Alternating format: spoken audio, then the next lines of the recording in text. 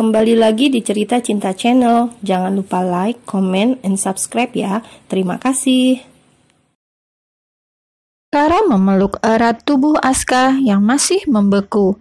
Jawaban yang Kara berikan membuat laki-laki tampan yang usianya 10 tahun di atas istrinya itu tersenyum bingung.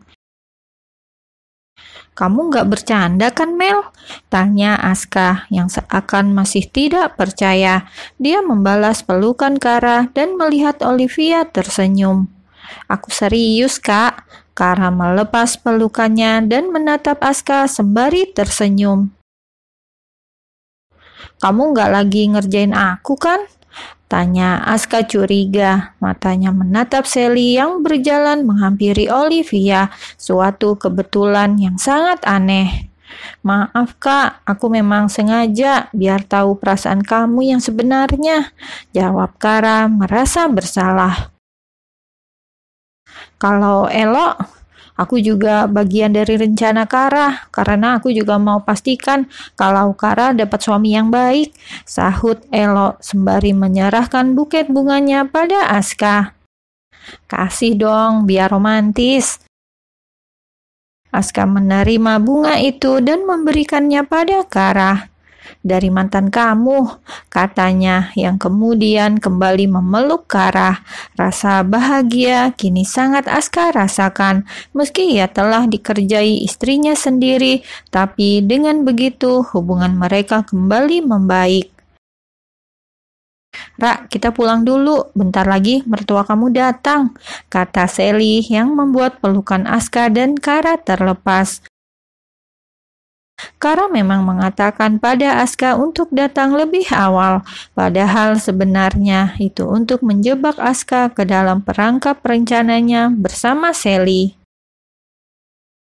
"Sally, Kak Olive, makasih banget ya untuk bantuannya." Kara memeluk Sally dan juga Olivia. "Sama-sama, aku harap kalian bisa langgeng," Olivia membalas pelukan Kara. "Jangan lupa traktirannya, Ra." "Iya, siap." Sally dan Olivia meninggalkan restoran itu. Kini giliran Elo yang berpamitan dengan Aska dan Kara. "Makasih ya, El." "It's okay, aku harap kalian selalu bahagia," kata Elo dengan tulus. Meski dia masih mencintai Kara, tapi dia mengikhlaskan Kara bersama suaminya. "Thanks bro." Elo mengangguk dan meninggalkan restoran. Aska lalu mengajak Kara untuk masuk ke restoran dan memulai hubungan baru mereka yang sedang bahagia.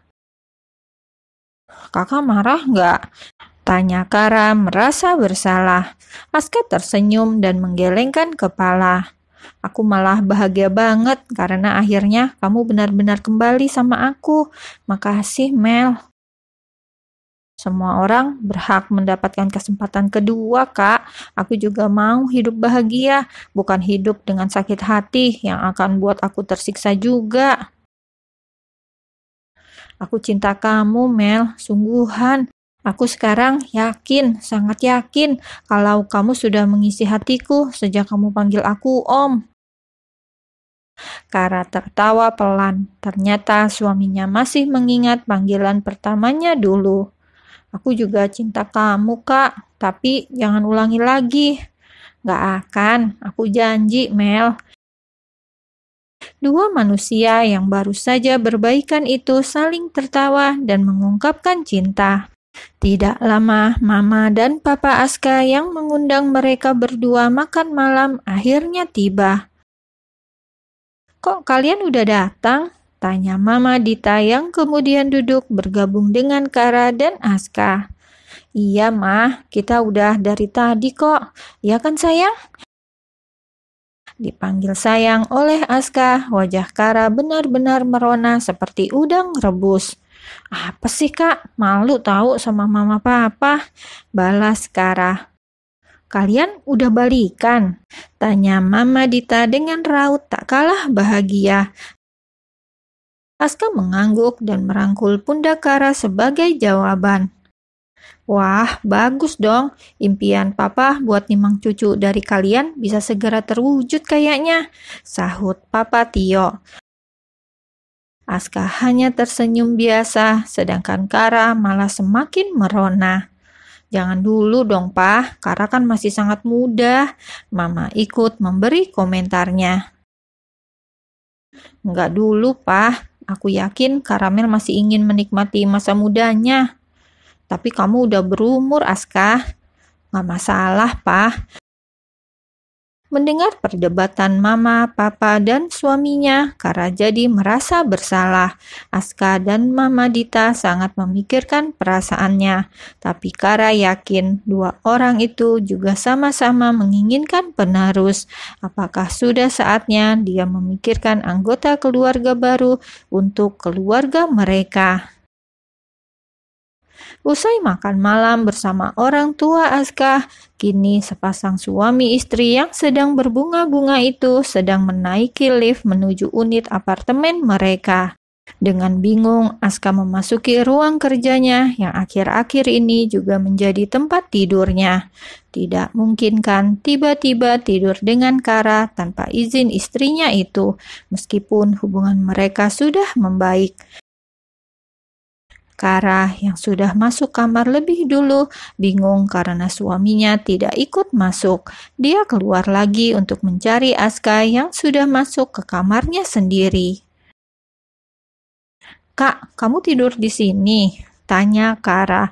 Dia berdiri di ambang pintu sambil memperhatikan suaminya yang sedang melepas kemeja. "Iya, biasanya kan juga gitu, Mel," jawab Aska. "Oh, jadi nggak mau tidur sama aku? Ya udah kalau gitu." Karamel berbalik badan dan meninggalkan suaminya. Aska langsung sadar seketika dan mengejar istrinya. Dengan cepat tangannya menarik tangan Kara dan bertanya, "Mau kok, mau banget. Aku pikir kamu masih belum izinin aku tidur sama kamu," kata Aska dengan berdebar. "Kita kan udah baikan, mau diapa-apain juga aku istri sah kamu, dan kamu berhak sama diriku, Kak Aska. Masa dosen gak ngerti?" balas Kara dengan malu. Sejenak Aska kehilangan kata-katanya. Dia menatap Kara yang sangat berbeda jauh setelah pergi darinya. "Kamu sudah mengerti hak dan kewajiban suami istri, Mel?" tanya Aska. "Udah dijelasin semua sama tante," jawab Kara, melepaskan tangan Aska dan berjalan cepat menuju kamar mandi. Dia harus menyembunyikan wajahnya yang malu-malu.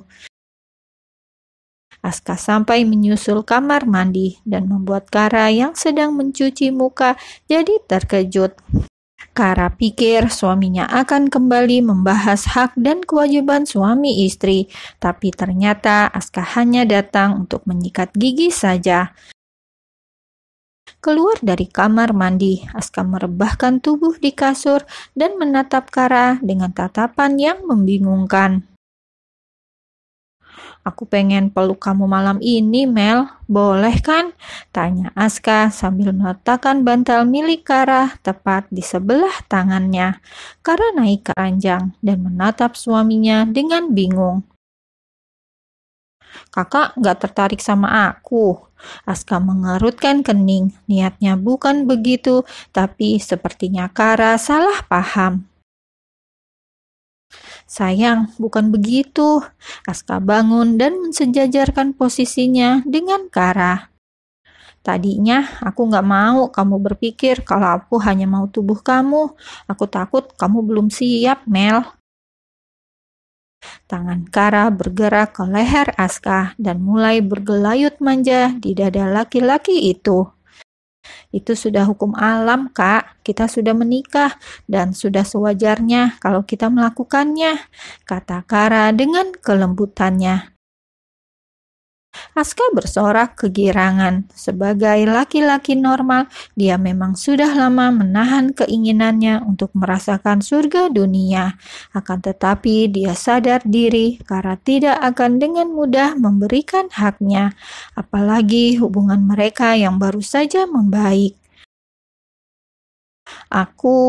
Kara melihat keraguan di mata suaminya. Dia berinisiatif untuk meraih tangan Aska dan meletakkan di dadanya.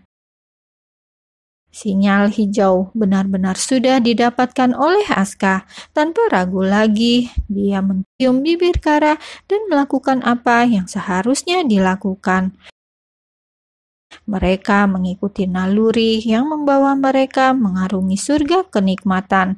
Meski awalnya Kara berteriak kesakitan, tapi pada akhirnya dia juga menikmati itu semua. Dua hati yang sedang menggebu-gebu itu mengakhiri kegiatan mereka dengan hentakan terakhir yang menghasilkan bibit-bibit berkualitas ke dalam rahim Kara. "Maaf Mel, aku lupa keluarin di luar," kata Aska yang terdengar sangat merasa bersalahnya. Kara mengelap keringat punggung suaminya yang masih berada di atas menempa tubuhnya. "Gak apa-apa kak, papa udah pengen cucu kan?" "Kamu serius?" tanya Aska dengan wajah berbinar. "Kamu masih kuliah, Mel, masih terlalu muda dan masih banyak yang belum kamu lakukan. Kalau ada anak, kamu akan..." Kara mencium bibir Aska yang membuat laki-laki itu berhenti bicara. "Semua udah ditakdirkan, Kak. Kalau aku hamil, berarti memang begitu takdirnya." Aska tidak menyangka pikiran Kara benar-benar sudah dewasa, sangat berbeda dengan gadis yang dia nikahi di hadapan ayahnya dulu.